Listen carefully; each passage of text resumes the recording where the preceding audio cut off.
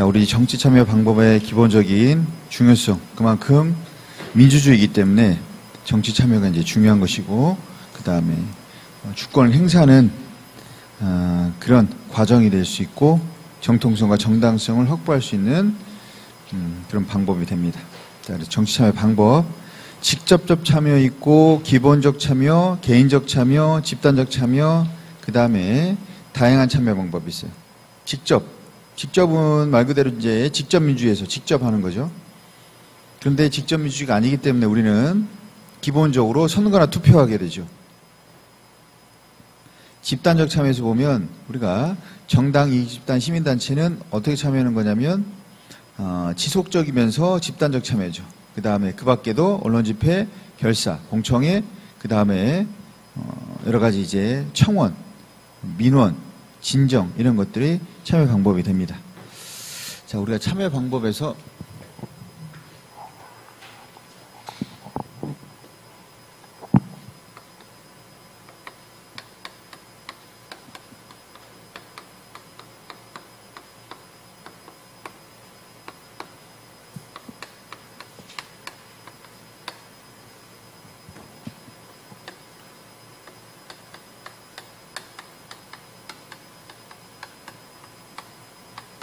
우리가 개인적 참여가 있고, 개인적 참여에는 기본적 참여가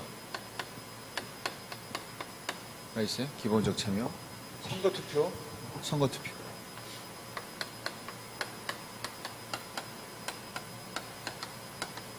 그 다음에 우리가 개별적인 참여로서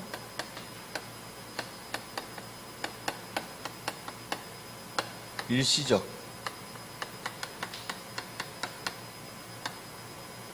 진정, 아니면 청원 이런 것들이 있고, 그 다음에 집단적 참여에는 두 가지로 나눕니다. 하나는 우리가 일시적인 게 있고 지속적인 참여가 있어요.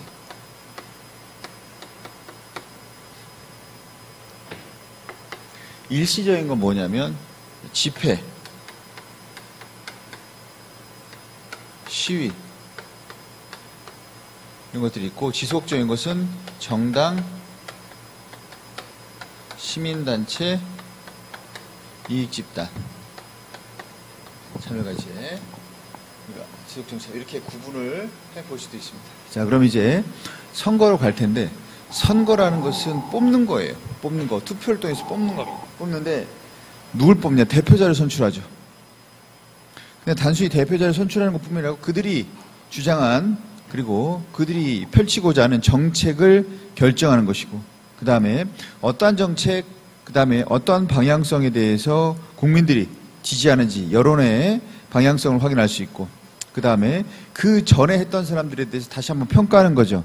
그래서 잘했으면 계속 뽑아주겠지만 잘못했으면 이제 바꾸겠죠. 그래서 평가, 책임 정치를 실현하는 과정이 되기도 합니다. 그 다음에 주권 행사죠. 선거라는 것은 참정권을 행사하는 거니까 주권 행사. 그 다음에 이 선거를 통해서 우리의 주권의식을 좀 더 함양시킬 수 있다.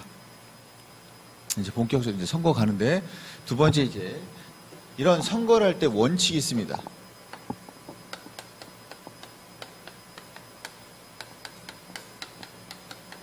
첫 번째는 우리가 보통선거, 그 다음에 두 번째 평등선거, 그 다음에 직접선거, 그 다음에 비밀선거.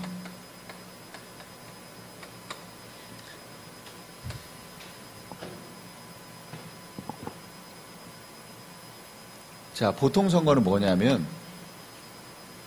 누구나예요. 그래서 누구나 선거할 수 있는 거. 남자, 여자, 노인, 상관없이, 그 다음에 인종, 직업, 이와 신분 이런 거와 상관없이 누구나 할 수 있는 거. 그래서 예전에 제한이라는 것은 뭐냐면 할 수 없는 사람이 있는 거. 고대 때는 여자, 사실은 뭐 노예, 외국인은 지금도 안 되니까 노예인데 근대에서는 여자뿐만 아니고 노동자나 농민들도 안 되죠. 그래서 누구나 그래서 이것과 관련된 여러 가지 이제 문제점들이 뭐냐면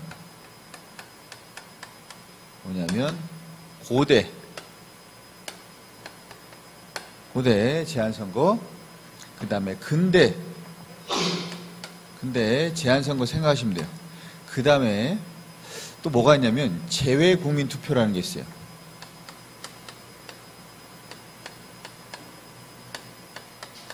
옛날에 외국에서 주재하는 사람들한테는 선거를 참여하기 어렵다.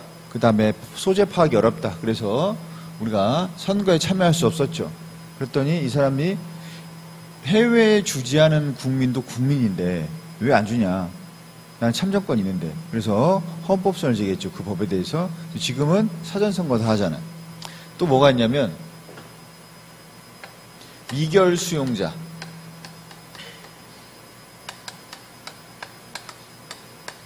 미결 수용자는 뭐냐면 우리가 선거권을 제한하는 사람이 있습니다. 제한하는 사람이 있는데 그게 누구냐? 그러니까 유일하게 딱 한 가지만 생각해도 되는데 나머지는 생각할 필요 없이 딱 한 가지. 그게 바로 뭐냐면 형 집행 중인 사람이에요. 형 집행 중인 사람. 그래서 지금 교도소에 있는 사람들, 이런 사람들은 선거에 나갈 수도 없고 그다음에 뽑을 우리가 자격도 제한됩니다. 정지가 돼 있어, 정지.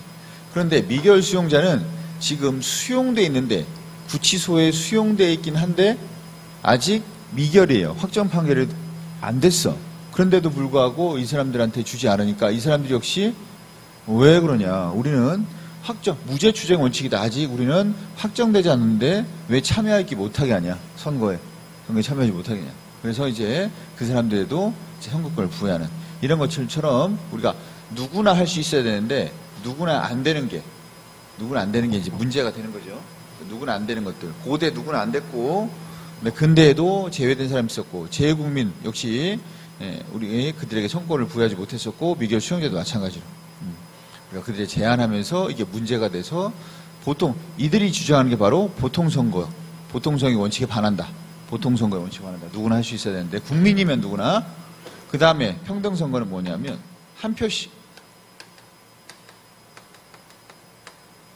한 표씩입니다. 한 표씩. 그래서 한 표씩 줘야 되는데 지금 한 표씩 주고 있죠. 그런데 단순히 한 표 주는 거에 그치는 것이 아니고 여기에 표에 등가성까지 같이 있어야 돼. 그러니까 무슨 말이냐면 한 표를 주는 것뿐만 아니고 그 한 표의 가치도 같아야 된다. 그러면 이거 문제되는 게 뭐냐? 첫 번째가 우리가 선거구 편차.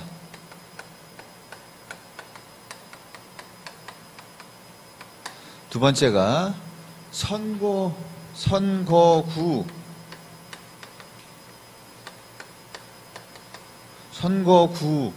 내에 후보자 간 표의 등가성 문제. 자, 그 다음에 1인 1표에서 우리가 무소속 지원하는 경우. 이런 게 다 평등선거와 문제가 되는 내용들이에요. 그런데 이 내용은 우리가 뭘 해야 되냐면 선거구제를 하고 해야 되니까 나중에 할 거고 선거구 편차만 우선 설명을 합니다. 선거구 편차는 뭐냐면 A 선거구가 있고 B 선거구가 있어요. 똑같이 후보자를 한 명씩 뽑는데 여기는 10,000명이 있고 여기는 30만 명이 있어요. 그러면 여기는 10,000명이 한 표씩 행사를 해서 한 명을 뽑고 여기 30만 명이 표해서 그럼 여기서는 우리가 5,001명이 한 사람을 무조건 만들 수 있어.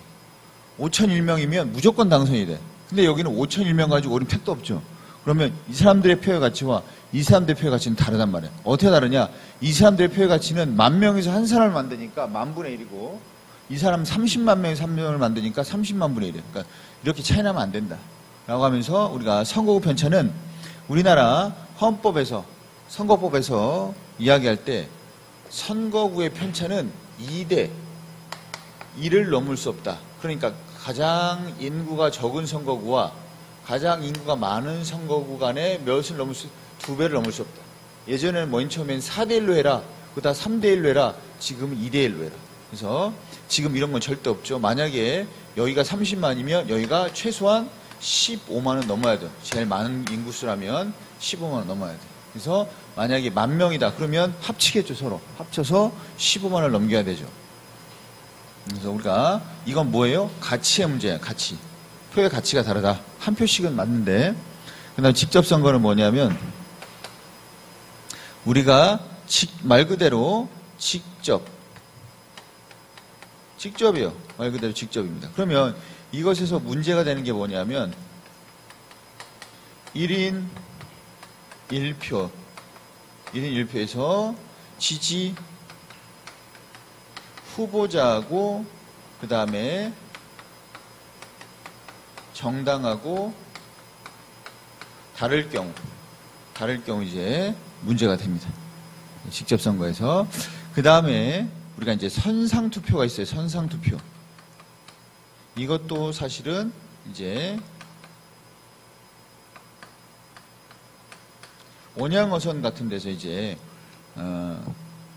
국가 이제 한번 가면 6개월, 1년씩 못 돌아오니까 거기서 선거를 투표를 해서 보내는데 이게 누가 찍은지 모르는 거기 때문에 사실은 직접 했는지 그냥 선장님이 자기가 알아서 막 자기가 원하는 후보자를 찍어서 보냈는지 알 수가 없기 때문에 자 이게 좀 문제가 될 수 있고 그냥 비밀투표는 말 그대로 공개하지 않는 것이죠.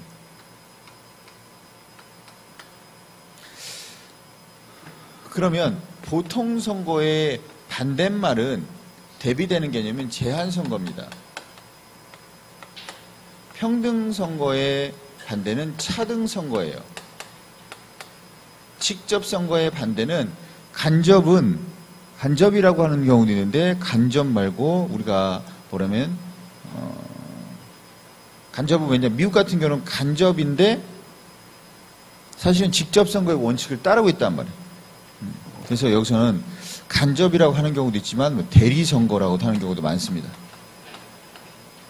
다른 사람이 해주는 거. 비밀 선거는 반대의 개념은 공개.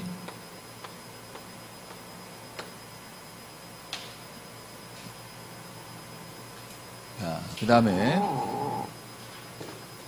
이제 세 번째 가면 이제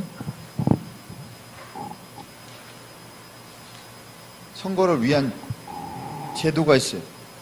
제도 보시면 선거구 법정주의. 선거구를 정할 땐 어디서 정한다?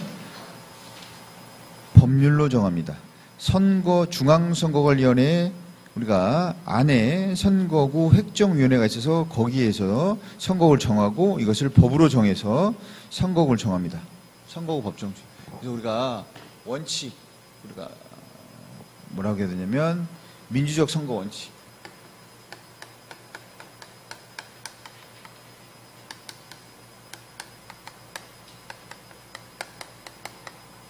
선거구 법정주의.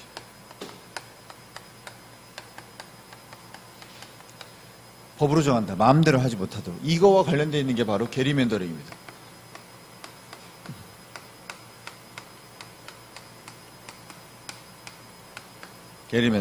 게리맨더링은 예전에 게리라는 의원이 자기 마음대로 자기에게 유리하게 선거구를 짰어요. 매사추세츠인데 선거구를 이렇게 만약에 선거구가 있어요. 얘를 두 개로 쪼개야 돼. 쪼개면 뭐 이렇게 쪼개든 이렇게 쪼개든 이렇게 쪼개든 해야 되는데 어떻게 쪼갰냐면 자기가 원하는 방향으로 이렇게 쪼갰어요. 뭐 여기는 자기 고향이고 여기는 뭐 아버지 고향이고 저기는 뭐 내 고향. 자 이렇게 쪼갰단 말이에요. 이렇게. 그래서 마치 게리라는 의원이 쪼갰는데 이 쪼갠 모양이 도롱뇽 같더라. 아니, 살라맨더 도롱뇽 같더라. 해서 이게 이제 게리맨더링은 자의적인 선거구 획정이에요. 그래서 그 자의적 마음대로 못하도록 선거구를 딱 법으로 정해놓고 그거에 따라서 선거구를 획정할 수 있도록. 그 다음에 선거공영제.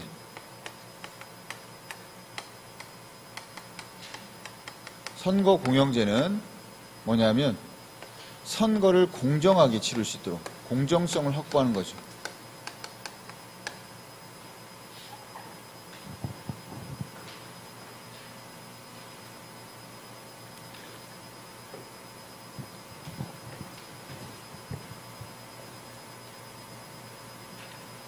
자, 이제 선거구제 갑니다. 선거구제.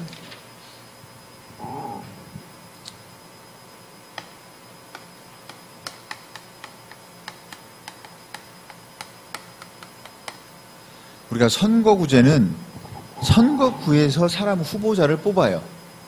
그러니까 선거구에서 대표자를 뽑습니다. 그런데 선거구에서 뽑는데 이 선거구를 작게 뽑을 거냐 아니면 좀 크게 넓게 뽑을 거냐, 그러니까 좀 선거구를 작게 할 거냐 크게 할 거냐, 한 명만 뽑을 거냐 여러 명 뽑을 거냐. 그래서 소선거구제는 작게 해서 한 명만 뽑는 거예요. 중대선거구제는 좀 더 크게 해서 2명 이상. 사실은 중선거구제는 한 2에서 4, 대선거구제는 5 이상인데 굳이 그럴 필요 없이 한 명만 소, 2명 이상 중대입니다. 중대. 그러면 소선거구제를 하는 이유, 자, 특징이자 장점 보십니다. 장점. 자, 일단 소선거구제라면 선거구가 작기 때문에 관리가 용이하다. 그 다음에 비용이 적게 든다. 그 다음에 후보자 파악이 수월하다. 왜? 몇 명 안 되니까.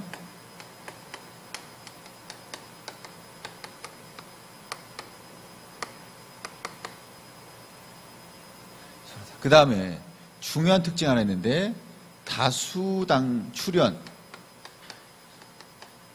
또는 다수당 출연이 좀 더 예보다 수월하다. 즉 양당제의 가능성이 예보다 높다. 이 얘기입니다. 왜 그러냐면 후보자를 우리가 뽑을 때 한 명만 뽑으면 사람들은 큰 정당, 우리 지역을 위해서 일을 해줄 수 있는 큰 정당에 우리는 그런 후보자를 뽑습니다. 그러니까 이름도 없는 무소속 후보자라든지 이름도 없는 우리가 알 수 없는 정당의 후보를 뽑기보다는 유명하고 그 다음에 크고 활동을 지금 많이 하고 있는 또는 뭐 지금 대통령이 소속되고 있다든지 그런 큰 정당을 우리가 선호하게 돼요. 그러다 보면 무소속이나 작은 정당 후보자는 소외돼서 결국 그런 정당이 뽑아서 다수당 출연이 쉽고, 다수당이 있을 때 이 다수당 출연할 때 이 당을 견제하는 또 다른 큰 정당이 있단 말이에요. 그래서 거의 대부분이 다수당 출연이나 아니면 양당대 출연, 얘보다는 수월하다는 얘기예요. 네. 큰 정당을 선호하니까. 그 외에도 장점은 우리가 무수하게 많습니다. 여러분 교재 한번 쭉 읽어보시고 편안하게, 왜냐하면 우리가 이거 외워서 쓰는 게 아니고 나와서 알 수 있으면 돼요. 예를 들면 선거에 관심이 높다. 당연하죠. 왜? 한 명만 뽑으니까, 몇 명 안 되니까, 후보자가 몇 명 안 되니까 파악이 쉬우니까 관심이 있는 거예요. 20명 30명 나오면 파악이 안 되니까 관심도 없어요. 모르겠다, 그냥 에라 모르겠다. 그래서 관심이, 그러다 보니까 관심이 없다 보니까 투표율이 올라가고, 그리고 한 명만 뽑으니까 대표성이 좀 더 낫죠. 두 명, 세 명 뽑는 것보다 대표성.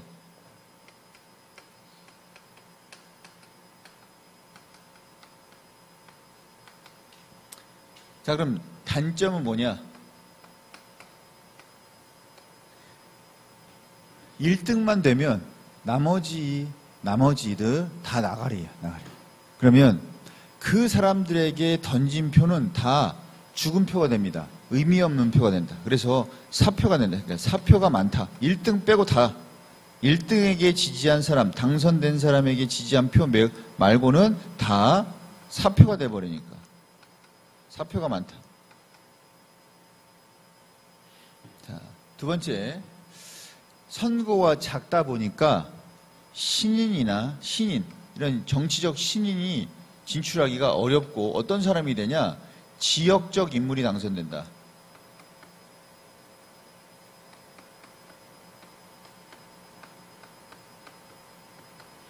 지역적 인물. 그러니까 지역에서 유명한 사람이. 그냥 뭐에 의해서 이 지역적 인물이, 왜 지역이 좁다 보면 그 지역적 인물이 지연이나, 지연은 뭐냐면 지역적 인연이에요. 뭐 어디 중학교, 어디 초등학교, 그 다음에 어디 대학교, 어디 고등학교, 지연들이 많단 말이에요. 지역적 연이. 그래서 그 친구니까, 동창이니까 이렇게 하다 보면 그 지역적 인물. 그 다음에 학연. 이런 것들에 의해서 당선됩니다. 그래서 연고주의가 발생할 가능성이 높고, 그 다음에 우리가 사표가 많다는 얘기는 뭐냐면 과대대표 또는 과소대표,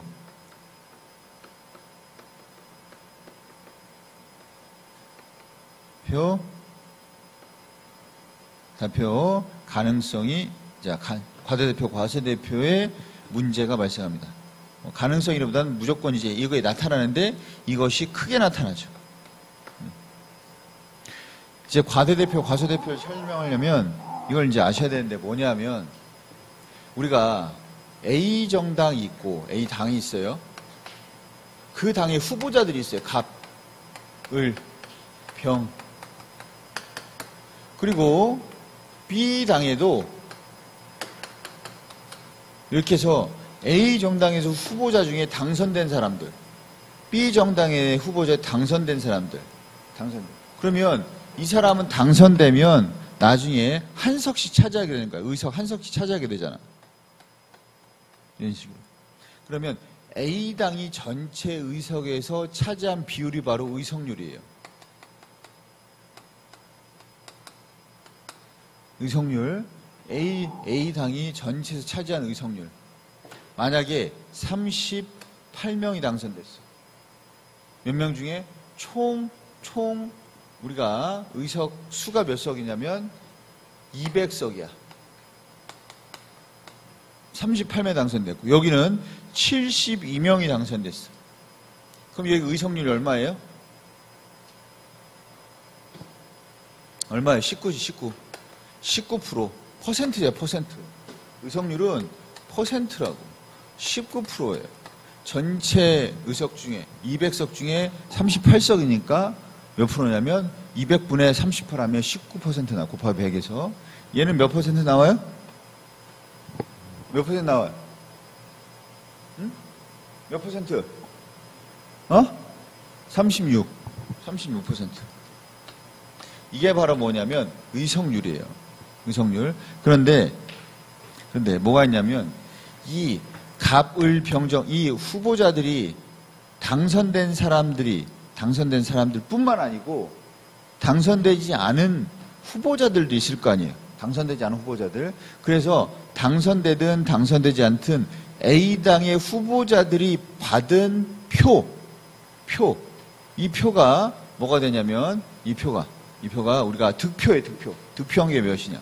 그럼 이게 득표가 380표를 얻었고, 얘네는 720표를 얻었다고 쳐봐. 아니다. 그러지 말고, 얘네는 좀 더 많이 당선돼서, 많이 당선, 얘는 620표를 받았는데도 당선됐고, 얘는 떨어진 애들이 많아. 그래서 380표가 아니고 420표야. 총 몇 표 중에 전체 국민들이 참여해서 표를 던진 수가 만약에 2000표다. 그럼 얘네는 총 420표를 후보자들이 다 받았단 말이야. 당선되든 떨어졌든. 그러면 몇 퍼센트예요? 20 몇 퍼센트? 1%야. 이게 바로 뭐예요? 표를 얻은, 득표한 율.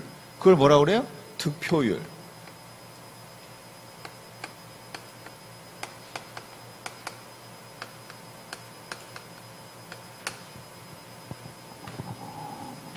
득표율. 21%. 여기는 몇 퍼센트예요? 여기는 31%. 그러면 뭐냐면, 떨어진 후보자가 적을수록 우리가 떨어진 후보자가 적을수록 아니면 떨어진 후보자가 적을수록 이 의석률의 득표율이 가깝게 가요. 그리고 떨어지는 후보자가 많으면 차이가 벌어져. 그러면 잘 보세요. 의석률은 19%고 득표율은 21%야. 그러면 득표한 거에 비해서 차지한 의석수가 많아요, 적어요? 득표한 거에 비해서 의석수가 많냐고 적냐고? 자.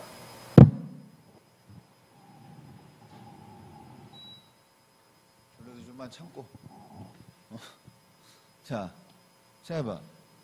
득표한 비율에 비해서 의석률 어때? 작아요, 커요?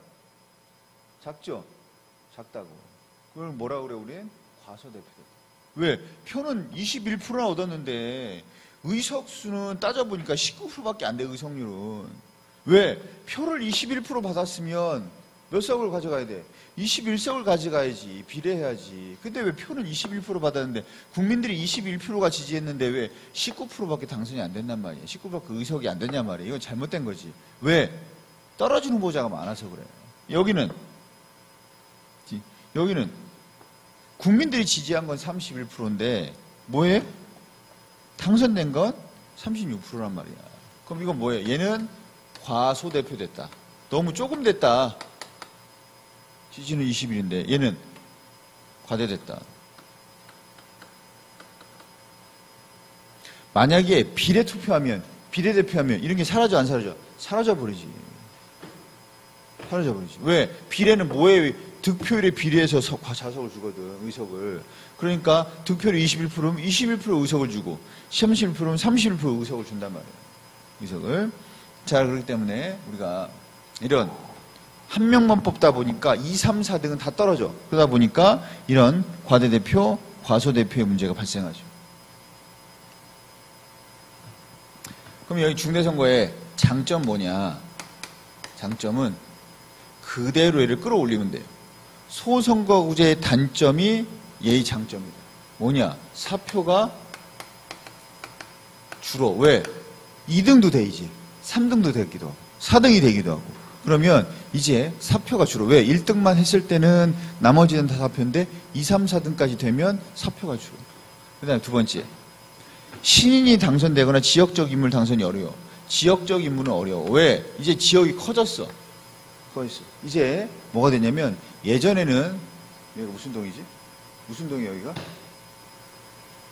그럼 그냥 우리가 아는 동 합시다. 뭐 아는 동 없을까? 그 근처에 뭐 있어요? 뭐 아무동이나 아무동이나 합시다. 아무동 뭐 할까? 그냥 아무것도 모른다고 나 지금. 무슨 동이야? 무슨 동? 본인 집 얘기해 빨리. 대신동. 자, 그러면 뭐 대신동이 있고 그 다음에 옛날엔 작으니까 그 옆에 그리고 대신이니까 소신이 있다고 치고 그냥 소신동도 있고 중신동도 있고 막 이렇게 쳐 그냥. 그럼 얘네에서 뽑았어. 그러면 대신동에서 중학교 나고 중신동에서 고등학교 나고 그러면 이제 아는 사람이 많다 보니까 여기 친척 많이 살고 그러다 보면 당선될 수 있다면. 그런데 이제 한 명 뽑는 게 아니고 4명을 뽑아서 그게 아니고 그냥 중구에서 1명을 뽑아. 그럼 이거 말고도 막 종이 엄청나게 많단 말이야. 이거 좀 안다고 해서 당선이 안 돼. 그러니까 지역적 인물 당선이 어려워. 뭐보다? 얘보다. 대수야 있죠, 당연히. 어려워. 그리고 좀 더 전국적 인물, 많은 사람들이 아는 사람.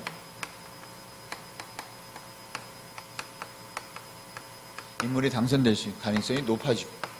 신인이 진출하기도 수월해. 왜? 4등 해도 되니까. 신인 진출하기도 또 소수 정당에게도 유리해. 그러면 소수 정당에는 얘는 당연히 불리했지. 소수 정당이. 여기 봐. 양당제 다수당 출연. 다수당 출연을 요리하기 때문에 거대 정당이 유리하다고. 거대 정당이 유리해 소수 정당이 불리하죠. 지금 쓸데가 없어서 뭐 안 쓴 거야. 당연하지. 큰 정당을 좋아하니까 한 명만 뽑는 거야. 과대과소가 줄어요. 과대대표, 과소대표가 줍니다. 왜? 이제 2등, 3등 되니까 표의 격차가 좀 더 이제 줄어들고 좀 더 비례해져요, 비례. 그럼 비례로 하면 거의 사라지죠, 거의. 그래서 그러면 단점 뭡니까? 단점은 거꾸로 얘의 장점이 얘로 가면 단점이다. 왜? 많아지니까 후보자가 많아져서 관리가 어려워. 왜? 후보자가 한 명 뽑을 땐 후보자가 4, 5명이에요. 근데 4명 뽑은 후보자가 20, 30명 된다. 20, 30명. 왜? 혹시 4등은 안 될까? 하면 어떤 그런 사람도 있기 때문에 그럼 20, 30명 관리가 어려워. 비용도 많이 들어.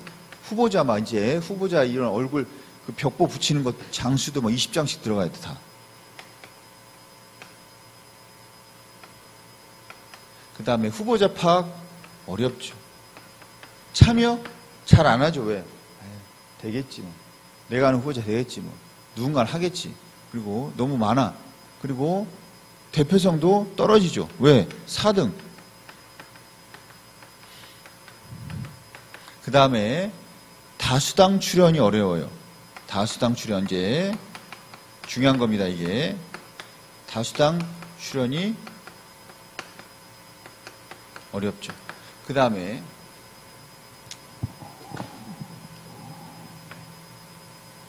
이게 이제 여기 들어옵니다. 이제. 선거구 내 후보자 간 표의 등가성. 선거구 내 등가성.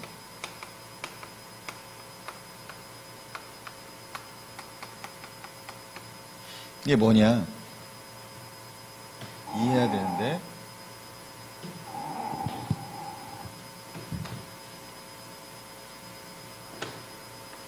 중대선거구제는 1, 2, 3, 4등까지 뽑는다고 칩시다.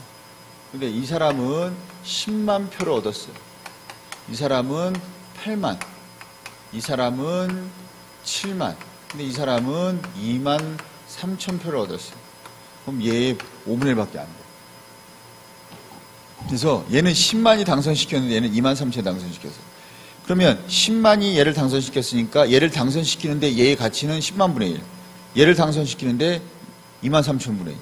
그러면 똑같이 당선인데 얘는 10만인 분의 1이고 얘는 2만 3천 분의 1. 그러다 보니까 후보자 간의 표의 등가성 문제가 발생할 수 있다. 이게 단점이 됩니다. 그래서 우리가 눈여겨봐야 될 것들은 뭐냐면 이런 것들, 다수당 출연. 왜냐하면 여기서뿐만 아니고 나중에 정당제 가서 나와요. 과소대표 이런 것들. 그 다음에 다른 것들과 연결될 수 있는 것들은 되게 중요합니다. 중요한 것들.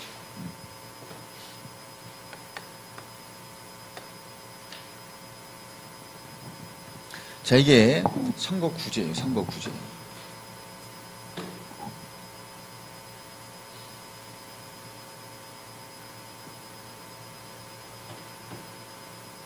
그 다음에 이제 뭐가 있냐면 5번째는 대표 결정 방식이 있어요.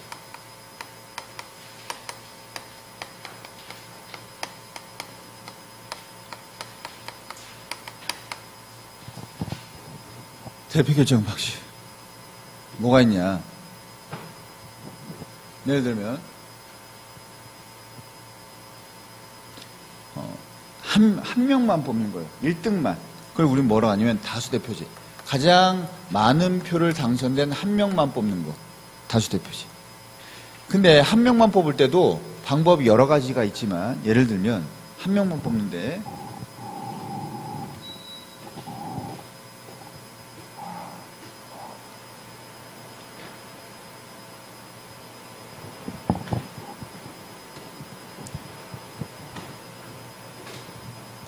단순 다수면은 그냥 무조건 1등만.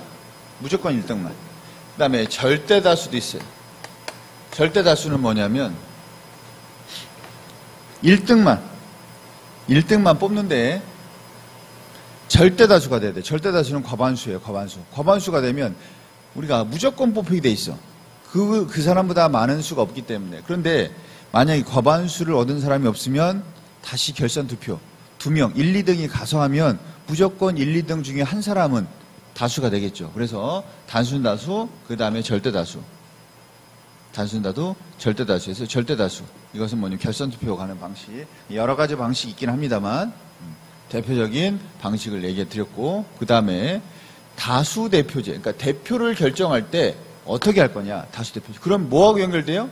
여기서 소선거구제하고 다수대표제는 같은 방식이야. 같은 방식. 그렇다고 해서 같은 건 아니에요. 왜? 선거구제는 선거구를 크게 할 거냐 작게 할 거냐. 얘는 1등만 다 1등만 할 거냐 아니면 1등이 아닌 애도 당선시킬 거냐. 그래서 소수대표제는 뭐냐면 소수를 얻어도 당선되는 거. 1등만이 아니고 그거보다 적게 얻어도. 적게 얻어도. 뭐 방법이 그냥 2등, 3등 되는 거예요. 2등, 3등. 그 다음에 뭐하고 연결되겠습니까? 중대선거구제하고. 그 다음에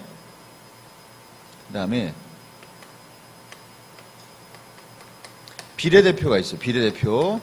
그런데 비례대표는 우리나라가 하고 있는 비례대표 방식만 하시면 돼요.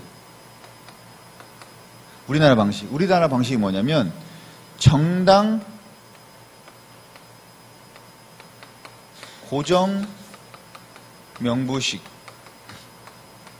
비례대표예요. 그러면 비례는 비례해서 주는 거예요. 비례해서. 받은 득표에 비례해서 의석을 배분하는 거예요. 그런데 받은 의석에 비례해서 표를 배분하는 거죠. 그런데 일단 그러면 얘네들은 비례대표 어떻게 하냐면 정당 투표합니다. 후보자에게 하는 것이 아니고 정당에 투표합니다. 자유한국당, 더불어민주당, 그 다음에 뭐 국민의당 이런 당에 투표하면 그 득표를 다 계산을 해서 득표를 몇 프로냐 그 퍼센트에 따라서 의석을 배분합니다. 만약에 국민의당이 31% 얻었다. 그런데 의석수가 50개다. 50개다. 그럼 몇 개 줘요? 15점 뭐 몇을 주겠죠. 15.5. 그럼 15.5는 이제 소수점을 계산하는 방식을 따로 만들면 되고 어쨌든 그럼 15.5 의석을 주면 된단 말이에요. 이런 식으로.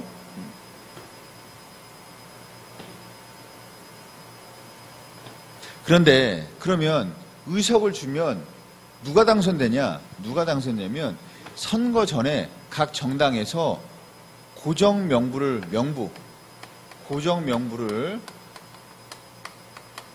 만들어요.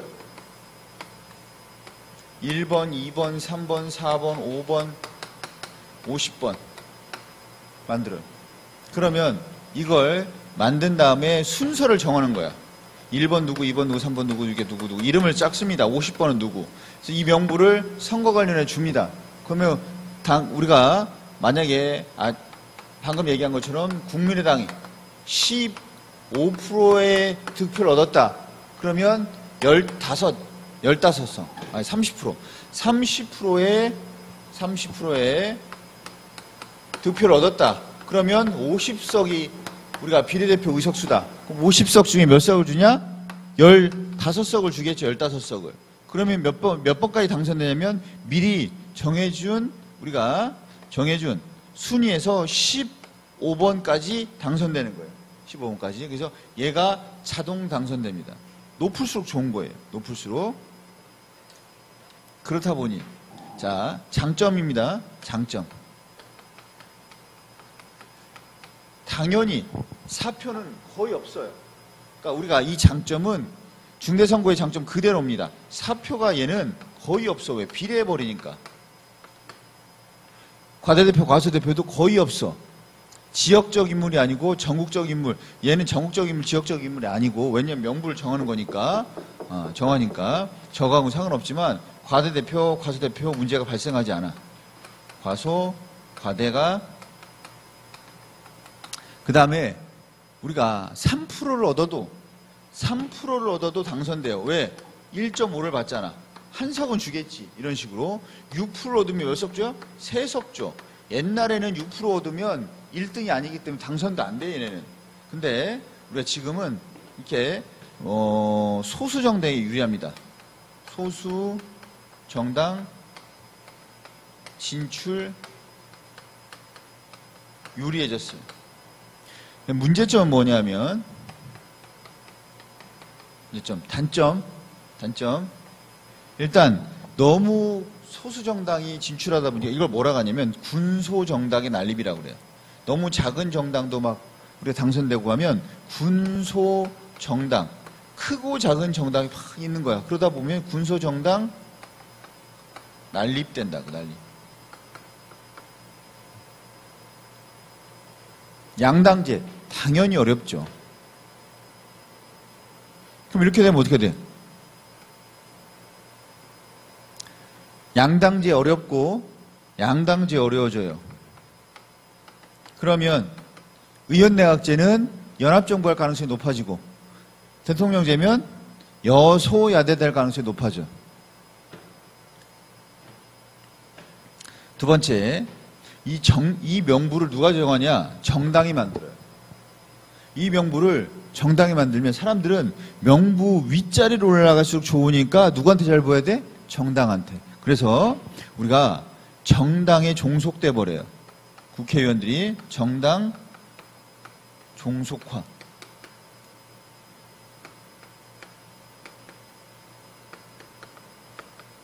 그러다 보니까 이제 정당을 대표합니다. 정당. 이 명부에 들어가려고. 공천받으려고.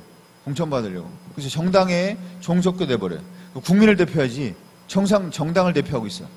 국민이 뽑아졌는데 국민은 알아서 하고 니들이 알아서 살아라 하고 지들끼리 싸우고 있어. 정당을 위해서.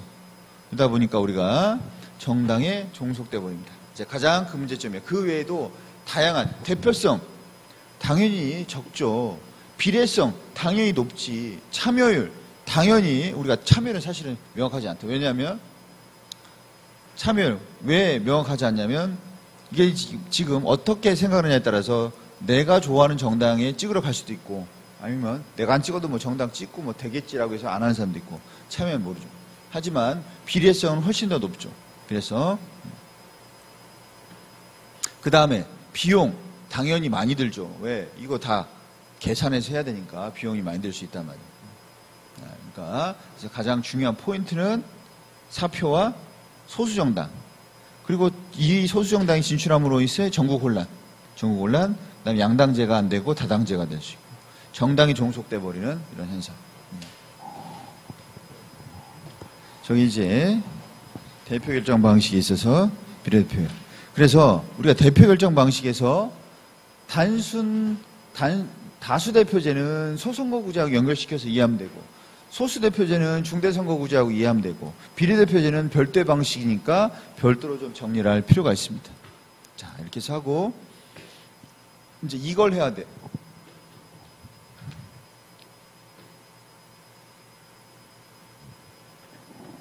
이걸 해야 되는데 우리가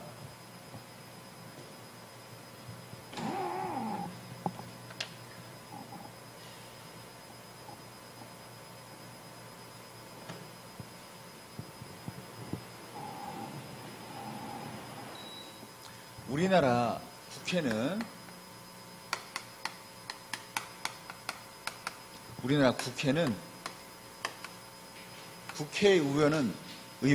국회의원들은 어떻게 뽑냐? 두 가지 유형으로 나눕니다. 하나는 지역구 의원, 하나는 전국구 의원.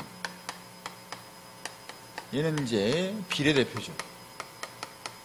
그러면 지역구 의원은 지역구에서 소선거구제 다수대표를 통해서 당선된 사람들.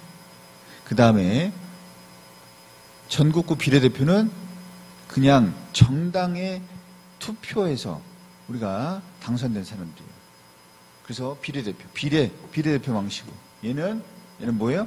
비례대표 방식. 얘는 소선거구제 다수대표제 방식. 우리는 단순다수 1등만 당선되니까. 그런데 예전에 이 비례대표를 어떤 식으로 계산했냐? 예전에는 1인 1표를 했어요. 그러면 어떻게 당선되냐? 지역구 선거를 합니다. 지역구 선거를 해요. 지역구 선거를 하면 후보자들이 당선될 거 아니야. 정당의 후보자들이 당선될 거 아니야. 그러면 각 정당에서 의석률이 나와. 의석률. 그러면 이 지역구 의석률에 비례해서 뭘 했어요?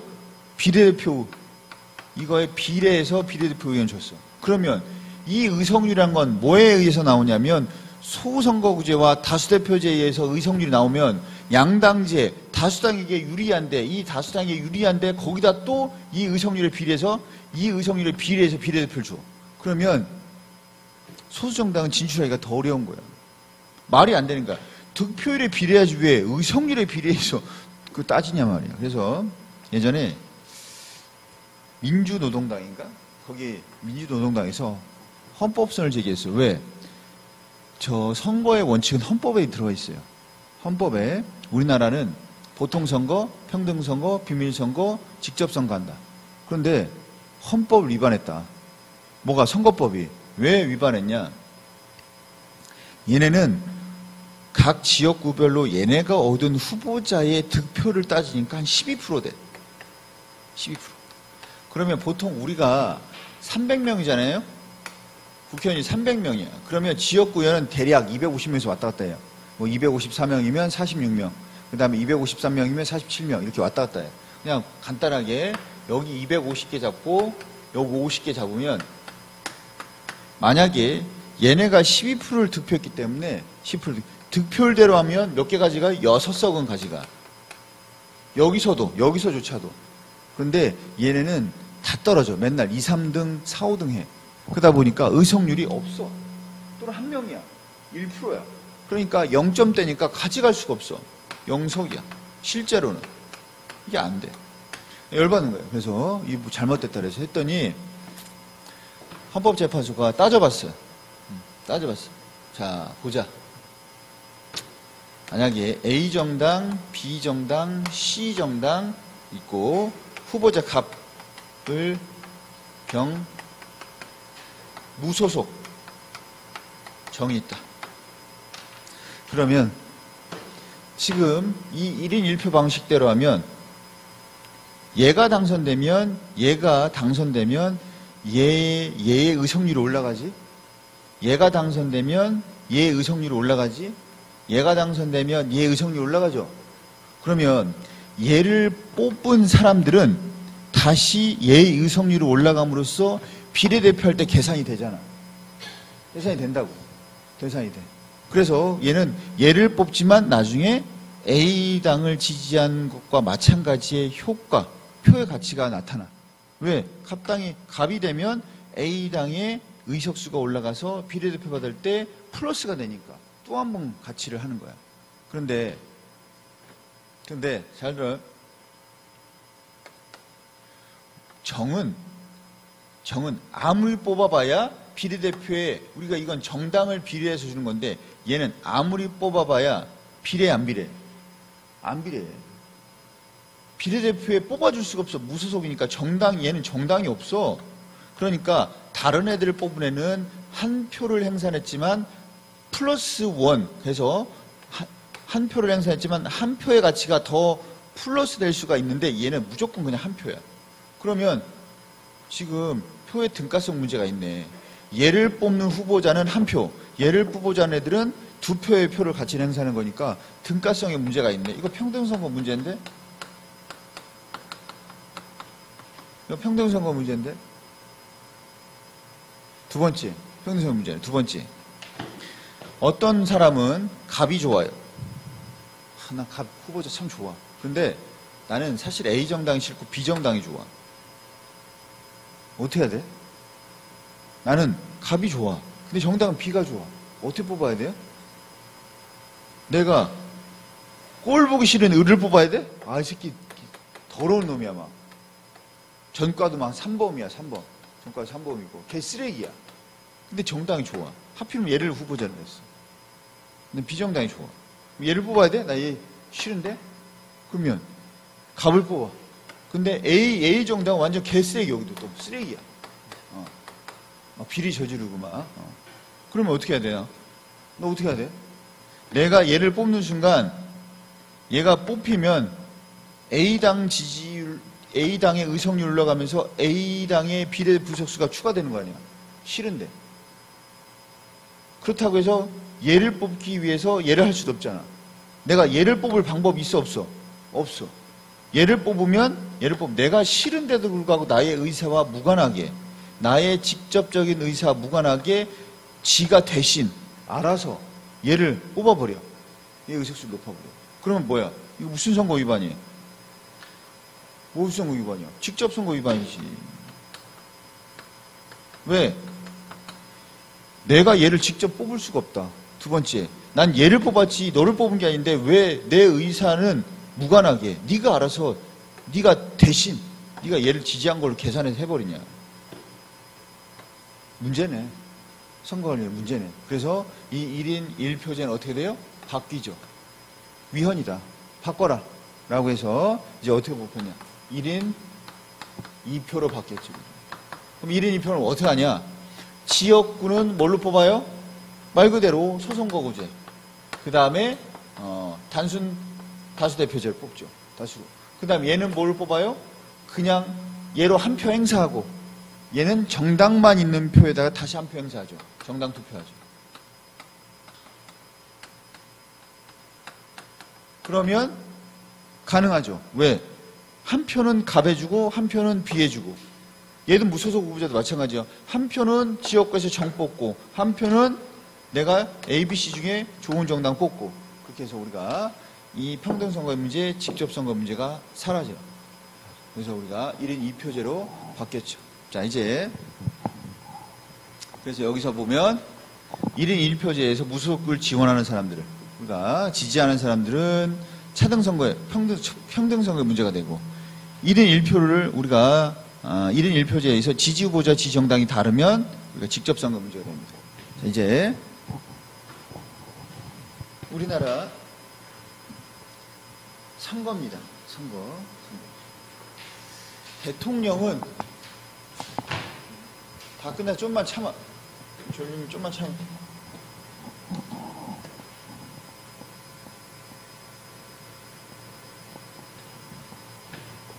우리나라 자 대통령 어떻게 뽑아요? 어떻게 뽑아? 단순 다수지. 다수 대표를 뽑아요. 소선거구제가 없어. 그냥 선거구 하나밖에 없으니까. 대한민국이 하나의 선거구야. 대한민국에서 3명 뽑으니까. 그 다음에 국회의원은 지역구 의원은 소수대표제, 소선거구제, 다수대표제. 그 다음에 전국구 비례대표위원회, 비례대표.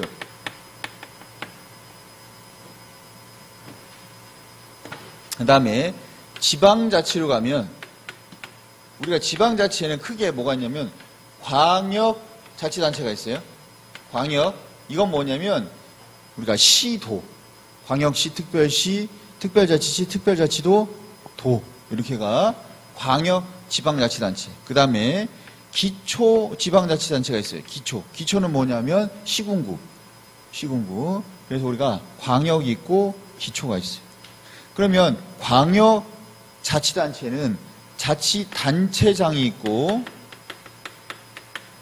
그 다음에 우리가 지방의회가 있어요.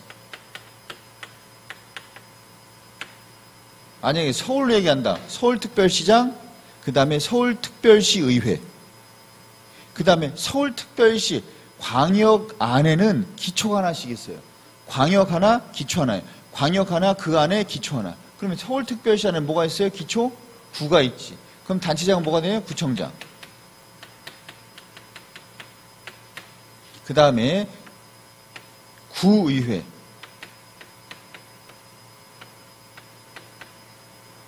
아니 경기도다. 경기도지사. 그 다음에 경기도의회. 경기도 안에 지방자치단체 기초가 있죠. 만약에 수원시, 그럼 수원시장. 그 다음에 수원시의회. 이런 식으로. 대구다. 그러면 대구광역시장. 그 다음에 대구광역시의회. 대구 안에 다시 뭐가 있어요? 기초가 있죠. 그래서 대구 안에 구청장. 그 다음에 구의회. 그러면 이 사람을 뽑을 때 어떻게 뽑아요? 당연히 다수대표제죠. 다수대표제. 가장 많은 표를 얻은 사람. 다수대표제. 그 다음에 지방의회는 다시 둘로 나눕니다. 뭐냐면 지방의회는 지역구 의원.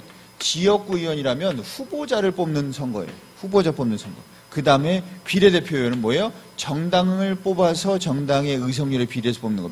비례대표 의원. 그 다음에 여기도 마찬가지로 지역구 의원, 그 다음에 비례대표 의원. 이렇게 나눕니다. 자, 그런데 우리가 알아야 될 중요한 건 뭐냐면 여기서 얘를 뽑을 때는 기초의회, 만약에 구의원을 뽑아. 그러면 선거구를 나눠놨단 말이에요. 구의원을 뽑는 선거구를 나눠놨는데 이 선거구에서 만약에 중구의회야. 중구의 동을 막 나눠서 중구의 선거구 하나, 둘, 셋, 네 개가 있어요. 중구의회를 뽑는 선거구야. 네 개야. 그런데 여기서 2명씩 뽑아. 2명씩. 그래서 얘는 2명씩 뽑아요. 무슨 선거구? 중대선거구지. 무슨 대표? 소수대표. 우리나라에서 유일하게 소수대표제, 중대선거구제를 하는 곳이 바로 뭐가 되냐면 기초지방의회 지역구 의원이에요. 비례대표는 그냥 정당 비례니까. 자, 그 다음에 뭐 합니까? 교육감 뽑죠.